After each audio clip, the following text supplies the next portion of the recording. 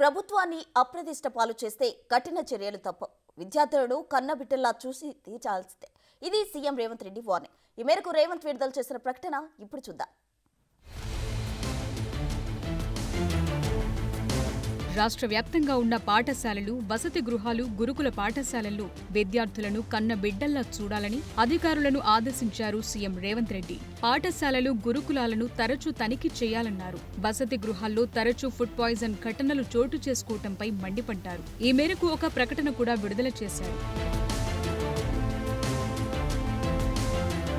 విద్యార్థులకు పరిశుభ్ర వాతావరణంలో పౌష్టికాహారం అందించాలి, మంచి విద్య అందించాలనే ఉద్దేశంతో వేల సంఖ్యలో ఉపాధ్యాయుల నియామకాలు చేపట్టాం. విద్యార్థులకు పౌష్టికాహారం అందించేందుకు డైట్ ఛార్జీలను సైతం పెంచాం. ప్రభుత్వాన్ని అప్రతిష్టపాలు చేసేందుకు యత్నిస్తే కఠిన చర్యలు తప్పవు. విద్యార్థులకు ఆహారం అందించే విషయంలో ఎవరైనా నిర్లక్ష్యంగా వ్యవహరించినట్టు రుజువైతే వారిని తొలగించేందుకు వెనకాడబోమంటూ ముఖ్యమంత్రి రేవంత్ రెడ్డి హెచ్చరికలు జారీ చేశారు.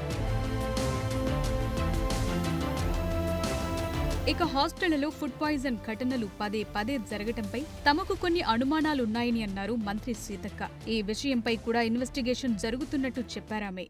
రాజకీయ పార్టీ ఉంటారు, ముంగట ఎవరో ఒకరు వాళ్ళ అన్యాయాలు వాళ్ళకి సంబంధించిన మనుషులు చెప్తాం. మాకు డౌట్స్ ఉన్నాయి. ఈ హాస్టల్స్లలో జరిగే వాటి మీద మాకు డౌట్స్ ఉన్నాయి కాబట్టి మేము వాటితో వివరంగా చెప్తాం. సీఎం రేవంత్ రెడ్డి హెచ్చరిక ద్వారానైనా హాస్టళ్లలో పరిస్థితులు బాగుపడతాయా? అధికారులు అప్రమత్తమై విద్యార్థులను కన్నబిడ్డల్లా చూసుకుంటారా? చూడాలి.